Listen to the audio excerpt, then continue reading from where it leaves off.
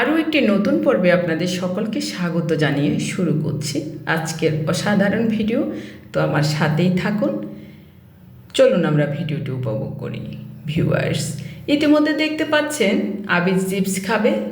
চিন্তা করলাম বাসায় অনেকগুলো আলু আছে, তাকে চিপস আমি বাসায় বানিয়ে দিব। বাইরের চিপস খাওয়া একদম ভালো না, বাইরের চিপস খেলে ওর সহজে খিদাই লাগে না।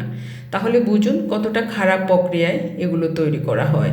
তো ইতিমধ্যে দেখতে পাচ্ছেন আমি আলু নিয়ে আলুগুলোকে পাতলা স্লাইস করে কেটে নিয়েছি এবং ধুয়ে পরিষ্কার করে এখন হাফ সিদ্ধ করে নেব।